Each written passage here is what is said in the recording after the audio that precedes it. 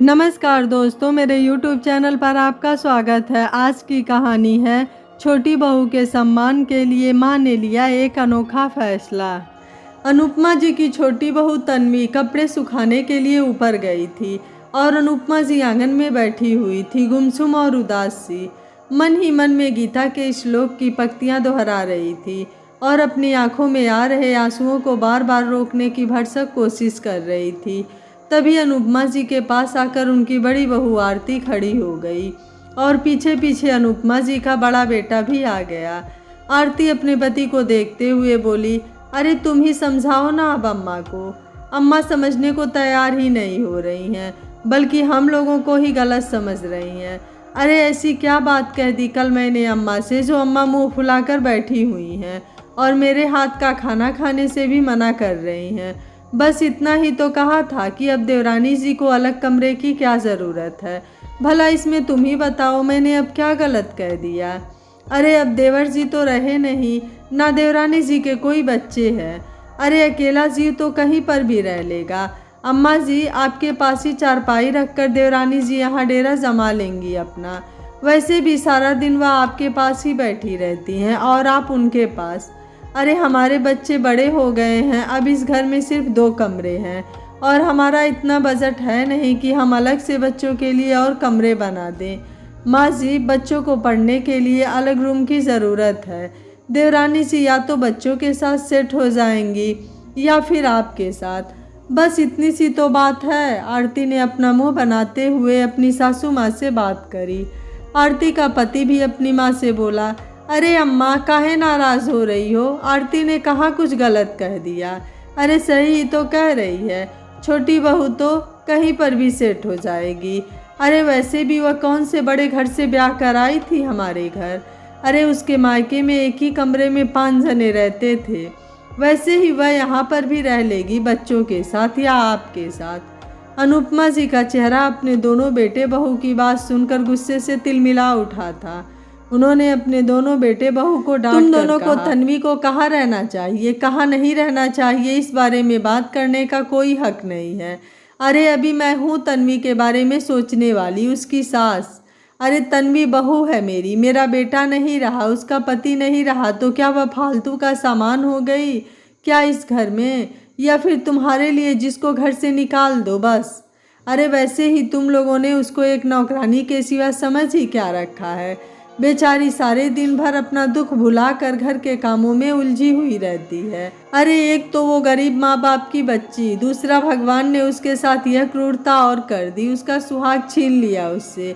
अरे इतने साफ दिल की बच्ची ने क्या बिगाड़ा था भला किसी का, जो इसको आज यह दिन देखने पड़ रहे हैं। ससुराल में पति के साथ अपना कमरा भी अब खोना पड़ रहा है और कोने में एक कबाड़ सामान के जैसे रखने की उसको तैयारी की जा रही है। अरे तुम लोग उसको 2 वक्त की रोटी देकर कोई एहसान कर रहे हो क्या उसके ऊपर? अरे उस 2 रोटी के बदले पता नहीं यह तुम्हारे कितने काम कर देती है दिन भर में। अरे तुम लोगों के दया धर्म नाम की कोई चीज़ भी है या नहीं? अरे कम से कम इंसानियत नाम की चीज़ ही रख लो। जिस कमरे में उसके पति की यादें बसी हुई है, उससे उसका कमरा ही छीन लेने पर उतारू हो रहे हो। इसी बीच तन्वी छत पर से कपड़े सुखाकर आ गई थी।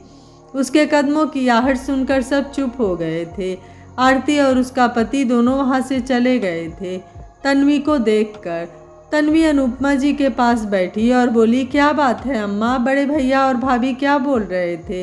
अनुपमा जी ने तन्वी के सिर पर हाथ रखते हुए बोला, अरे कुछ नहीं बेटा, ऐसे ही बात कर रहे थे घर के कामकाज को लेकर। तू अब जा खाना खा ले, सुबह से घर के कामों में ही लगी हुई है, खाना तक नहीं खाया। जा हम दोनों के लिए ही खाना ले आ, मेरे साथ में बैठकर खा, अकेले तो तू खाती नहीं है खाना। तन्वी दोनों सास बहू का खाना लेकर आ गई थी और अनुपमा जी के पास बैठकर खाना खाने लगी। खाना खाकर अनुपमा जी थोड़ी देर लेट गई थी और तन्वी घर के दूसरे कामों को देखने लगी थी। अनुपमा जी की आंखों से नींद तो कोसों दूर थी। अनुपमा जी सोचने लगी, एक गरीब घर की बच्ची जिसको भगवान ने अभी तक दुख के सिवा कुछ नहीं दिया है, कितनी खुश थी अनुपमा जी तन्वी को अपने घर की बहू बनाकर, और हो भी क्यों नहीं, तन्वी थी ही इतनी अच्छी। ये घर गुलजार हो गया था तन्वी के आने से। सारे दिन घर के लोगों के लिए इतना प्यार दिखाती थी तन्वी, सबकी फरमाइश का ध्यान रखती, सबके आगे पीछे घूमकर सबका काम करती थी। अनुपमा जी का बेटा भी तन्वी पर अपना पूरा प्यार लुटाता था, पर तन्वी की जिंदगी में यह खुश भरे दिन बस भगवान ने थोड़े ही दिनों के लिए दिए थे।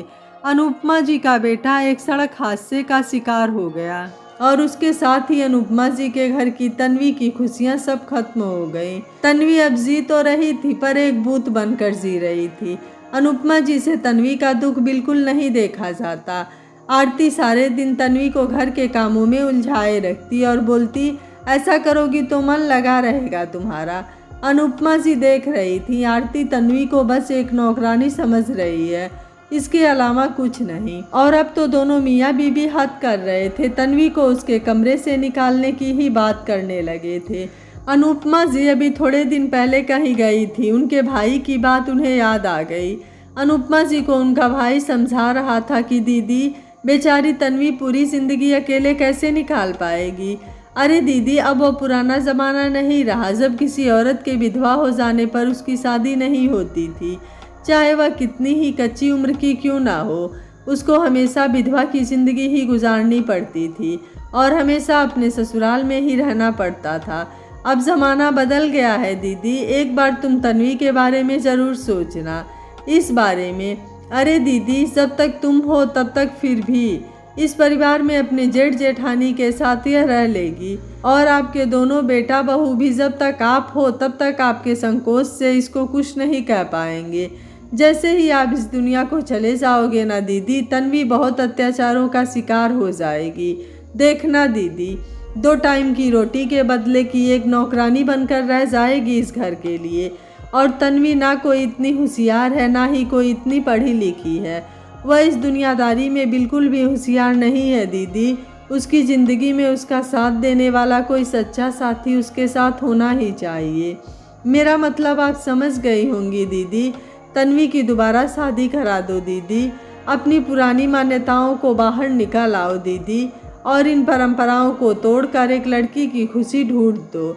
अपने भाई की बात सुनकर अनुपमा जी को उस वक्त बहुत बुरा लगा था। उन्होंने अपने भाई से कह दिया था कि अरे ऐसे कैसे, मर्यादाओं के पक्के हैं हम लोग, हमारे खानदान में कभी किसी ने ऐसे दूसरी शादी नहीं करी। अरे तू तेरे नए ज़माने के ख्याल अपने पास रख। अब जब भगवान ने उसको दुख दे ही दिया है तो उसको भोगना तो पड़ेगा ही ना। उसकी किस्मत में यह सब लिखा है तो अब हम लोग क्या कर सकते हैं। अरे हमारे समाज नाम की भी कोई चीज़ होती है। पुराने बुजुर्गों ने जो परंपराएं बना दी है उनका कोई तो कोई मतलब होता होगा ना। पर आज अनुपमा जी लेटे लेटे सोच रही थी कि उनके रहते हुए ही आज उनके सामने ही तन्वी अपने कमरे से बाहर निकाली जा रही है। कल को यह तन्वी को घर से बाहर भी निकाल देंगे, तब तन्वी क्या करेगी।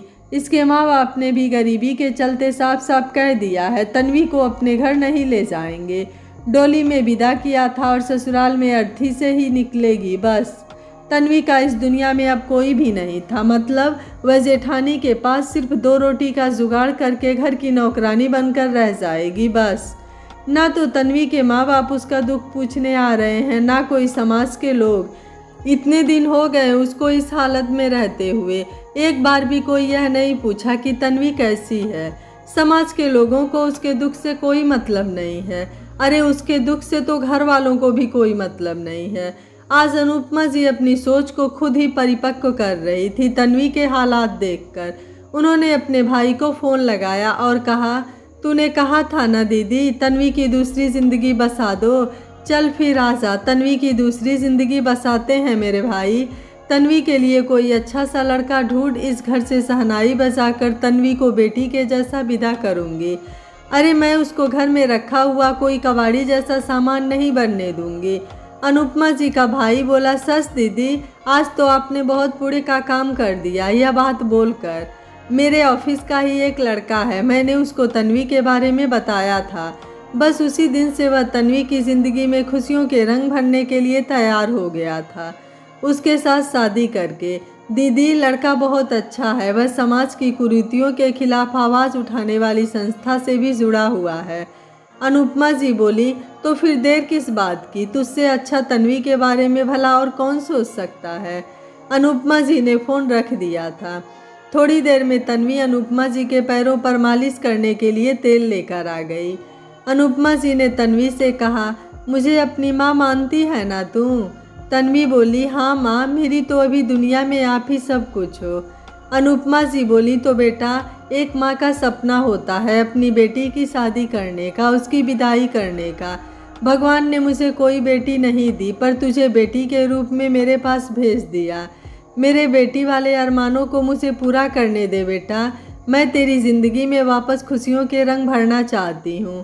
तन्वी, मैं तेरी शादी कर रही हूँ, लड़का भी बहुत अच्छा है। चाहे तो तू एक बार लड़के से मिल सकती है, उसे देख सकती है, बात कर सकती है। तन्वी बोली, माँ, यह कैसी बातें कर रही हैं आप? दूसरी शादी भला मैं कैसे कर सकती हूँ? नहीं माँ, मैं यह पाप नहीं करूँगी। मेरे माँ बाबूजी ने सिखाया है, लड़की की शादी होने के बाद ससुराल से उसकी अर्थी निकलती है।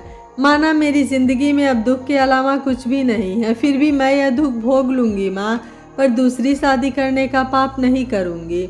अनुपमा जी बोली, कैसी बातें कर रही है बेटा तू? दूसरी शादी करना कोई पाप नहीं होता है। अरे लड़के भी तो दूसरी शादी करते हैं, तो क्या फिर वह पाप करते हैं? माना भगवान ने तेरी ज़िंदगी में दुख लिख दिए, पर वह हमें तेरी ज़िंदगी में खुशियाँ भरने के लिए भी तो मना नहीं कर रहा ना।